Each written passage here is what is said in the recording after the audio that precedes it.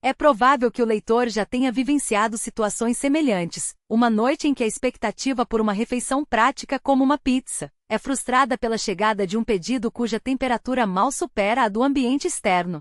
Os ingredientes parecem dispostos de maneira descuidada, e o tempo de entrega, outrora razoável, transforma-se em uma espera desproporcional. Tais experiências não constituem meras impressões isoladas. Em todo o território nacional, observa-se um cenário preocupante: o aumento contínuo dos custos, a redução das porções e a adoção de práticas que comprometem a qualidade em ritmo acelerado, muito além da percepção imediata dos consumidores. As reclamações multiplicam-se, abrangendo desde entregadores atrasados, itens faltantes até massas ressecadas e preços que deixaram de corresponder ao valor efetivamente entregue. Até mesmo as grandes redes enfrentam dificuldades nesse contexto. Quando uma marca opera milhares de unidades, um estabelecimento problemático pode rapidamente se multiplicar, afetando dezenas e, em pouco tempo, centenas de localidades. Redes outrora confiáveis para um jantar despretensioso ocupam, atualmente, posições inferiores em plataformas de avaliação no Reino Unido. As cadeias menores também não escapam a esse declínio, especialmente quando a expansão acelerada supera a capacidade de treinamento e controle de qualidade. Diante desse quadro, é necessário analisar com clareza 8 redes que nos últimos tempos têm se destacado de maneira negativa. Quem já questionou a qualidade de pedidos recentes encontrará, nas linhas a seguir, reflexos de experiências que infelizmente tornaram-se recorrentes. A primeira delas, uma gigante do setor, está presente em praticamente todos os cantos do país, embora sua reputação tenha sofrido um desgaste mais acentuado do que muitos imaginam.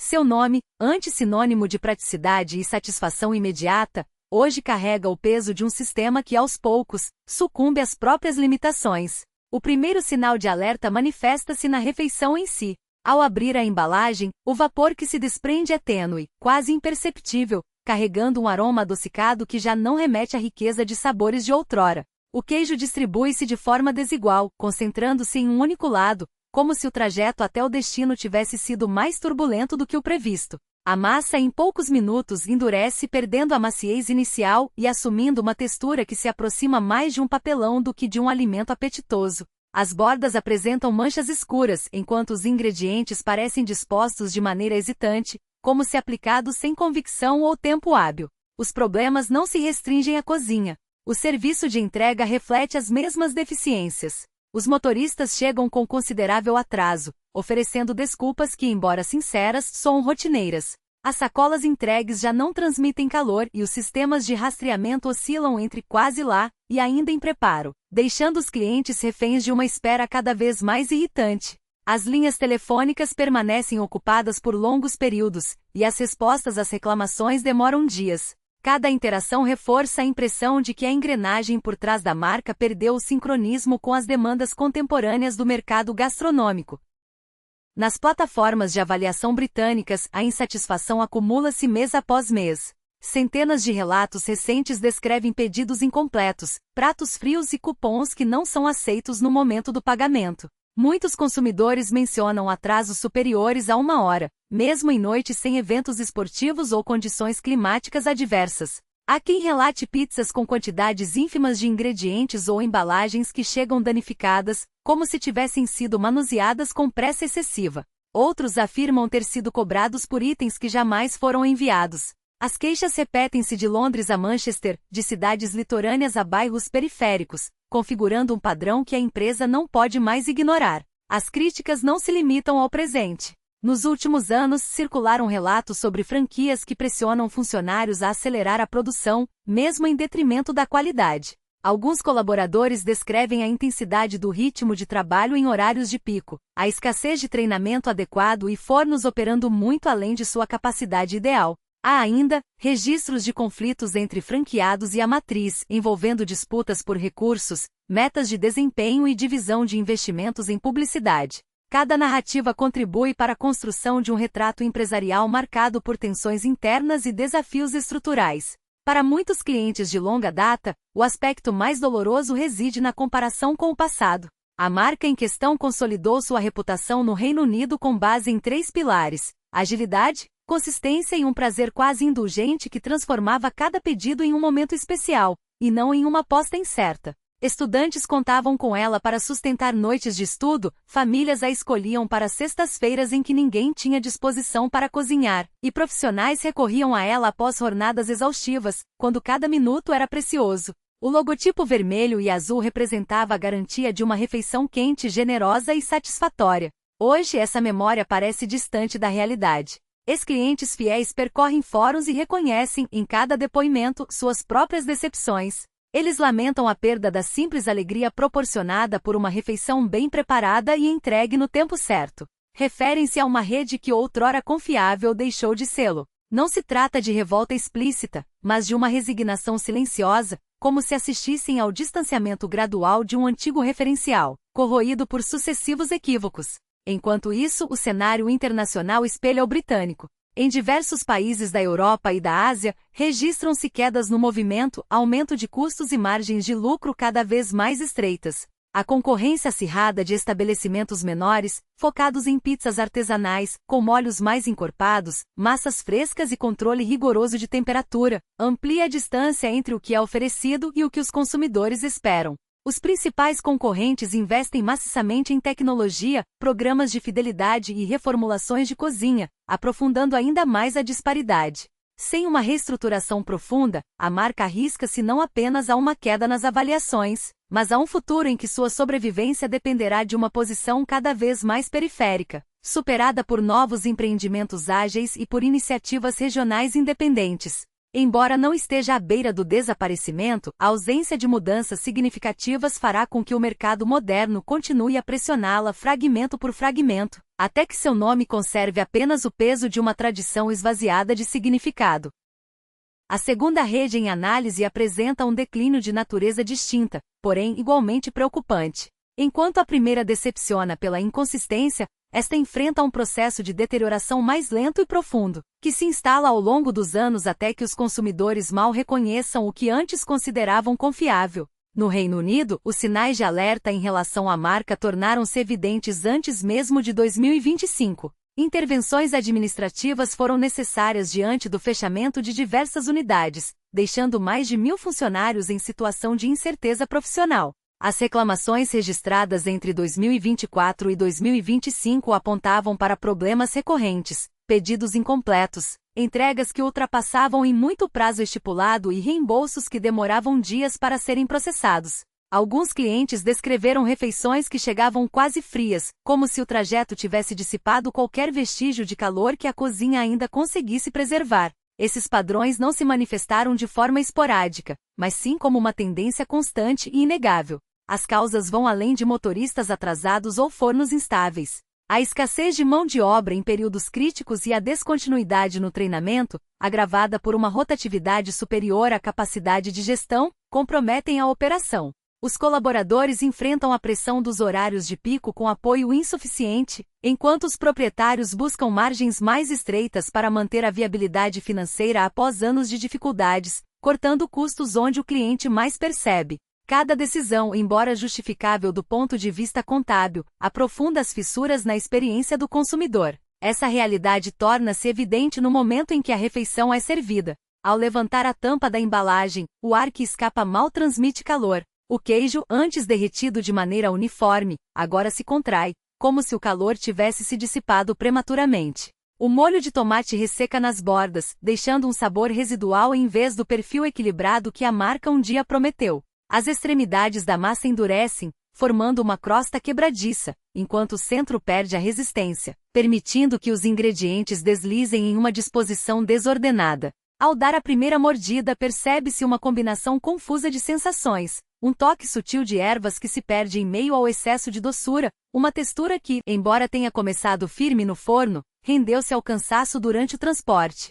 Desgaste que se instala sem alarde, como se cada entrega mal acondicionada ou cada crosta murcha fossem apenas etapas de um processo inevitável. A marca que outrora se destacava pela atmosfera acolhedora e pela promessa de uma refeição que transcendia o ordinário, agora se vê presa entre a nostalgia de seu passado e as demandas de um mercado que não perdoa hesitações. O contraste entre o ambiente refinado das unidades físicas e a precariedade das entregas revela uma dissonância estrutural. Enquanto as mesas ainda exibem toalhas impecáveis e talheres polidos, os pedidos para viagem chegam com embalagens amassadas, Molhos ressecados e massas que perderam qualquer vestígio de frescor. A degradação não se limita à qualidade dos produtos, mas estende-se à própria experiência do cliente, que oscila entre a lembrança de um serviço atencioso e a frustração de um atendimento cada vez mais automatizado. Em algumas filiais, os funcionários ainda tentam preservar o tom cordial que um dia definiu a rede, mas a pressão por agilidade e a redução de equipes transformam interações em gestos mecânicos.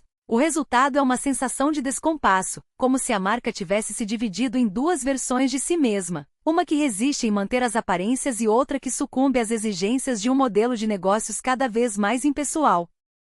Os números refletem essa crise de identidade.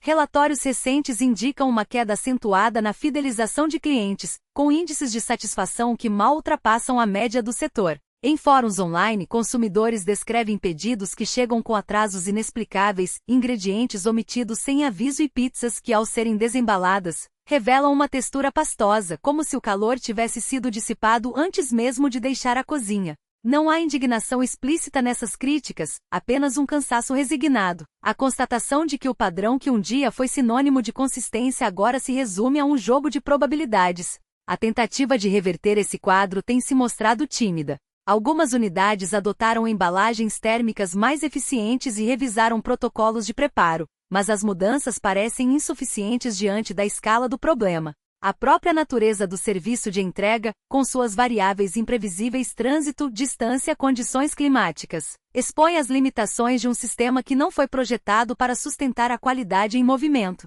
Enquanto concorrentes locais investem em fornos móveis e logística otimizada, Forte Pets Express ainda opera com soluções improvisadas, como sacolas térmicas de baixa eficiência e rotas mal planejadas. O paradoxo mais evidente reside na incapacidade da marca de reconciliar suas duas facetas. O modelo de restaurante tradicional, com seu ambiente controlado e serviço personalizado, não se traduz em um sistema de entregas que exige velocidade e padronização. A tentativa de conciliar ambos resulta em um produto híbrido, que não atende plenamente a nenhuma das expectativas. Para os clientes que ainda frequentam as unidades físicas, a experiência permanece satisfatória, embora já não seja excepcional. Para aqueles que dependem das entregas, a decepção é quase uma certeza. A questão central, no entanto, não se resume à logística ou à qualidade dos ingredientes, mas à perda de propósito. Forte Pets Express surgiu como uma alternativa aos fast foods convencionais, oferecendo uma refeição que combinava conveniência com um toque de sofisticação. Com o tempo, porém, a busca por expansão e a pressão por resultados financeiros diluíram essa proposta, transformando-a em mais uma opção genérica em um mercado saturado. A ausência de uma identidade clara, seja pela manutenção de um padrão elevado ou pela adoção de um modelo mais ágil, deixa a marca à deriva, oscilando entre a nostalgia de um passado que não pode ser recuperado e a incerteza de um futuro que ainda não foi definido. Enquanto isso, os consumidores seguem em busca de algo que já não encontram. Alguns desistem e migram para opções mais confiáveis, outros persistem, movidos pela memória de experiências que um dia os convenceram. Mas a cada nova entrega que chega fria, ou cada pedido que demora além do prometido, a distância entre o que a marca foi e o que se tornou torna-se mais evidente. Não se trata apenas de uma queda na qualidade, mas de um esvaziamento gradual de significado, como se, ao tentar agradar a todos, Forte Pets Express tivesse acabado por não satisfazer ninguém. Diferentes níveis de compromisso. A padronização, que deveria ser o alicerce de uma rede em expansão, tornou-se um conceito difuso, aplicado com rigor desigual entre as unidades. Onde antes havia uma promessa de consistência, a mesma massa elástica, o mesmo equilíbrio entre os ingredientes, a mesma rapidez que não sacrificava o cuidado, passou a existir uma loteria silenciosa. O cliente, ao cruzar a porta, não sabia se encontraria a versão vibrante que o havia conquistado ou uma reprodução pálida, executada com a pressa de quem cumpre uma obrigação em vez de honrar uma tradição. Esse descompasso não se limitou aos pratos. A própria experiência de consumo perdeu sua coesão. Em algumas lojas, o ambiente mantinha a energia dos primeiros dias, o balcão aberto, os pisaiolos visíveis, o cheiro de fermento e molho de tomate pairando no ar. Em outras, a dinâmica se assemelhava a uma linha de produção, onde a interação humana se reduzia a um rápido "seu pedido está pronto", e a comida era entregue com a indiferença de um produto embalado às pressas. A inconsistência não era apenas técnica, mas emocional. Onde antes havia um senso de celebração, A pizza como algo a ser compartilhado, observado, saboreado, agora restava, em muitos casos, uma transação mecânica, desprovida do calor que havia transformado a marca em um ponto de encontro. Os sinais dessa fragmentação se acumularam nos detalhes. Em uma filial de Manchester, clientes relataram pizzas com bordas cruas e centros queimados como se o forno, outrora calibrado para um resultado uniforme, tivesse perdido sua precisão. Em Bristol, um grupo de amigos recebeu pedidos trocados, com sabores que não correspondiam ao que haviam escolhido, enquanto em Leeds, uma família esperou quase 1 hora por uma refeição que, ao chegar, estava fria e com os ingredientes mal distribuídos. Não eram falhas isoladas, mas sintomas de um sistema que havia crescido além de sua capacidade de manter os padrões que o definiram. A velocidade, que um dia fora um trunfo, tornou-se um fardo, e a expansão, em vez de consolidar a marca, diluiu sua essência. O mais revelador, porém, não eram os erros em si, mas a maneira como a rede parecia incapaz de corrigi-los. Em outros tempos, uma reclamação teria acionado um mecanismo de ajuste imediato, um pedido refeito, um desconto oferecido, uma conversa sincera com o gerente. Agora, as respostas variavam entre a indiferença e a burocracia. Em fóruns online, consumidores descreviam tentativas frustradas de contato com o atendimento ao cliente, onde suas queixas eram recebidas com scripts genéricos e promessas vagas de melhorias futuras. A impressão deixada era a de uma empresa que havia perdido a conexão não apenas com seus clientes, mas com o próprio propósito que a havia tornado relevante. Não se tratava mais de uma rede que servia pizzas, mas de uma estrutura corporativa que administrava unidades, números e metas, onde o produto final, a refeição, a experiência, o momento compartilhado, havia se tornado secundário. Essa desconexão se refletia até mesmo na linguagem da marca. Nos primeiros anos, os cardápios e campanhas publicitárias de Fire Away transmitiam uma energia quase artesanal, com frases que evocavam a autenticidade do preparo à vista e a paixão dos pizzaiolos. Com o tempo, porém, o discurso se tornou genérico, substituindo a especificidade por clichês sobre sabor autêntico e qualidade garantida. A promessa, antes tangível, transformou-se em um conjunto de palavras vazias, repetidas sem convicção. Os funcionários, por sua vez, pareciam ter internalizado essa mudança. Onde antes havia orgulho em explicar os ingredientes ou sugerir combinações, agora muitos limitavam-se a cumprir ordens, sem o entusiasmo que um dia havia contagiado os clientes. A pizza, que deveria ser o centro da experiência, tornou-se apenas mais um item em uma lista de tarefas a serem executadas. O paradoxo mais doloroso residia no fato de que, apesar de tudo, a rede ainda atraía novos clientes. Sua presença física, espalhada por centenas de cidades, garantia uma visibilidade que poucos concorrentes podiam igualar. Para quem nunca havia experimentado o melhor da marca, uma visita a uma unidade mediana ainda podia oferecer uma refeição aceitável, talvez até agradável. Mas para aqueles que guardavam na memória o brilho dos primeiros dias, cada nova experiência era um lembrete do que havia sido perdido. Não se tratava de nostalgia pura, mas de um lamento pela erosão de algo que em seu auge havia sido simples e verdadeiro, a sensação de que ao pedir uma pizza, você estava recebendo algo feito com cuidado, com alma, e não apenas um produto fabricado em série. Nos bastidores, a pressão por crescimento havia deixado marcas profundas. Relatos de ex-funcionários descreviam uma cultura corporativa cada vez mais focada em metas de expansão e redução de custos, onde a qualidade era frequentemente sacrificada em nome da eficiência. Em algumas lojas, os ingredientes eram racionados para cumprir orçamentos apertados. Em outras, a rotatividade de funcionários era tão alta que a curva de aprendizado nunca se completava. Os pizzaiolos mais experientes, aqueles que haviam sido treinados nos primeiros anos e carregavam consigo o DNA da marca, eram substituídos por mão de obra menos qualificada, muitas vezes contratada às pressas para suprir a demanda de novas unidades. O resultado era previsível, uma queda gradual quase imperceptível no início, mas que com o tempo se tornou impossível de ignorar. O que restava então não era uma rede em colapso, mas uma sombra do que havia sido. Fire Away ainda existia, ainda operava, ainda servia milhares de refeições todos os dias. Mas a essência que a havia tornado especial, aquela combinação única de frescor, velocidade e personalidade, havia se dissipado, deixando para trás uma estrutura que funcionava, mas não mais encantava. Os clientes mais antigos, aqueles que haviam crescido com a marca, continuavam a visitá-la por hábito ou por falta de alternativas melhores, mas o faziam com uma resignação silenciosa. Já não esperavam a excelência de outrora, apenas um produto que cumprisse sua função básica. E assim, sem alarde, uma das redes que havia redefinido a experiência da pizza rápida no Reino Unido tornou-se apenas mais uma opção no cardápio de escolhas. Sem o brilho que um dia a fez se destacar, mas sem a intensidade que um dia justificou sua presença no mercado. Os pratos, outrora reconhecidos por uma generosidade discreta, agora transmitiam uma sensação de contenção calculada. Como se cada ingrediente tivesse sido medido não pela qualidade da experiência, mas pela necessidade de equilibrar margens. A crosta, antes dourada e crocante, chegava com uma textura que oscilava entre o macio e o indiferente. Como se a pressa na preparação tivesse roubado dela o tempo necessário para atingir seu potencial. Os molhos, por sua vez, perdiam densidade, diluídos não pela água, mas pela ausência de um cuidado que antes era perceptível em cada camada. Os clientes mais atentos notavam essas mudanças não como falhas isoladas, mas como um padrão que se instalava de forma quase imperceptível.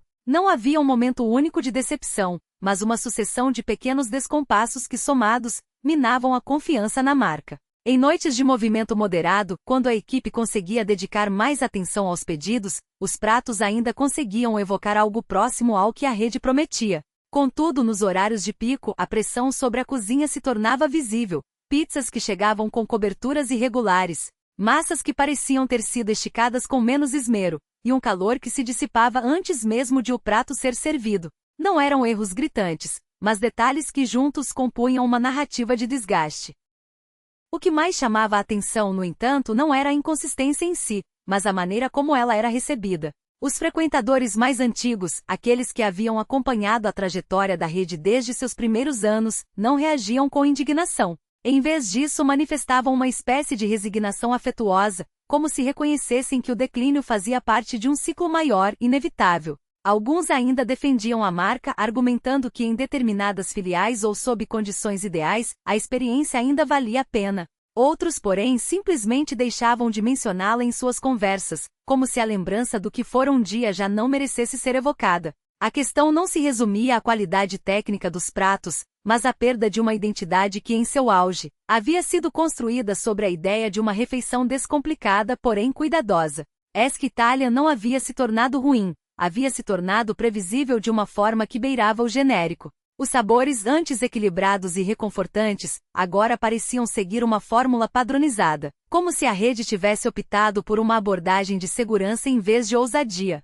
O resultado era uma refeição que cumpria seu papel funcional, mas que raramente surpreendia ou encantava. Em um cenário onde as expectativas dos consumidores se tornavam cada vez mais exigentes, essa falta de distinção se revelava um problema. Não se tratava apenas de competir com outras redes de culinária italiana, mas de manter-se relevante em um mercado saturado de opções que prometiam conveniência sem abrir mão de personalidade. Esque Italian, em sua tentativa de se adaptar às demandas econômicas e operacionais, havia inadvertidamente diluído aquilo que a tornava única. O que restava era uma versão atenuada de si mesma, capaz de satisfazer necessidades imediatas, mas incapaz de despertar o mesmo entusiasmo de outrora. Ainda assim, a rede não havia desaparecido do cotidiano britânico. Continuava a ser uma escolha frequente para jantares casuais, especialmente entre aqueles que buscavam algo familiar e acessível. Contudo, o que antes era uma opção carregada de significado, um lugar onde se podia contar com uma refeição que combinava simplicidade e qualidade, agora se assemelhava a um refúgio de conveniência,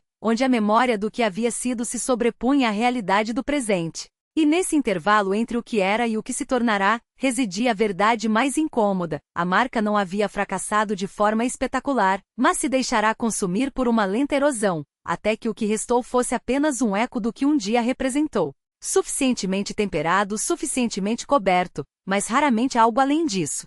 Por trás dessas operações reside o desafio central, a escassez de mão de obra, que nunca se dissipou por completo após 2023. Diversas unidades ainda operam com equipes reduzidas, dependendo de um número menor de funcionários para sustentar um modelo de serviço concebido para equipes mais robustas. Noites que antes transcorriam com fluidez agora dependem da capacidade da cozinha de manter o ritmo com os recursos disponíveis. Menus simplificados foram implementados para aliviar a carga operacional, e de fato, contribuíram para estabilizar o fluxo de trabalho, porém, ao fazê-lo, diluíram a identidade da rede. Com menos pratos e janelas de preparo mais restritas, a comida tornou-se mais fácil de reproduzir, mas também mais fácil de esquecer. Nesse movimento mais amplo, reflete-se uma tendência que ultrapassa as fronteiras do Reino Unido e da própria Esque Italian. Em todo o mundo, cadeias de restaurantes que reivindicam uma herança cultural frequentemente deslizam para um modelo orientado por aparências e lucro, em detrimento de um ofício genuíno. Adotam símbolos, tipografias suaves, imagens banhadas pelo sol, a promessa de um conforto autêntico, mas suas cozinhas funcionam sob a lógica de planilhas. A eficiência torna-se um ingrediente não declarado. Coberturas são medidas com precisão. Receitas são ajustadas em nome da redução de custos. Os funcionários aprendem sistemas, não a arte de cozinhar. O resultado não configura um escândalo, tampouco um fracasso retumbante.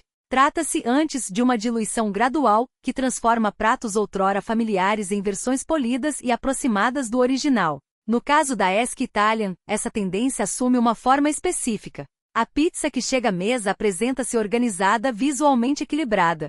As bordas são uniformes, o centro está devidamente distribuído, mas o calor muitas vezes se dissipa antes que a refeição alcance o comensal. O queijo assenta-se com rapidez. A base revela pouco da personalidade que um dia distinguiu um restaurante com ambição. O tempero parece cauteloso, como se concebido para evitar erros, não para criar experiências. É uma comida que se comporta de maneira previsível, mas raramente desperta entusiasmo. E a rede não está sozinha nesse cenário. Muitas marcas de médio porte servem refeições calibradas para sobreviver às horas de pico, não para corresponder às imagens exibidas em seus cardápios. Ao final dessa cadeia, reside um impacto mais amplo. Os clientes não manifestam indignação, permanecem antes indiferentes. Degustam algo adequado, mas não memorável, consistente, mas não distinto. A decepção é tênue, quase educada, moldada pela percepção de que a refeição reflete menos o talento do cozinheiro e mais as engrenagens do sistema. A Esque Italian insere-se em um movimento global no qual restaurantes que antes negociavam identidade agora negociam otimização. Quando os clientes deixam a unidade ou fecham a embalagem em casa, não lhes restam dúvidas sobre o sabor. O que persiste é uma reflexão mais discreta. Quantos estabelecimentos servem, hoje, uma comida que parece concluída em seu processo, mas inacabada em sua essência? No entanto, esse panorama não se trata de um convite para rejeitar a pizza. Pelo contrário, a boa pizza ainda existe em toda a Grã-Bretanha, em pequenas pizzarias que prezam pelo calor e pelo equilíbrio, em redes que não perderam seu rumo, em cozinhas onde a massa ainda cresce com propósito. O que as marcas mais frágeis nos lembram é que nós, enquanto consumidores, moldamos os padrões com mais força do que imaginamos. Quando aceitamos o quase, recebemos mais do mesmo. Quando exigimos qualidade por meio de nossas escolhas, de nosso dinheiro e até mesmo de nosso silêncio diante do que nos decepciona, o mercado se ajusta. Portanto, mantenha confiança. Deposite sua fome nos lugares que a merecem, não naqueles que a pressupõem. Busque o calor que perdura além do primeiro bocado, coberturas dispostas com intenção, uma crosta que sustente seu próprio peso. A pizza ainda guarda a alma neste país. Basta escolher como se isso importasse.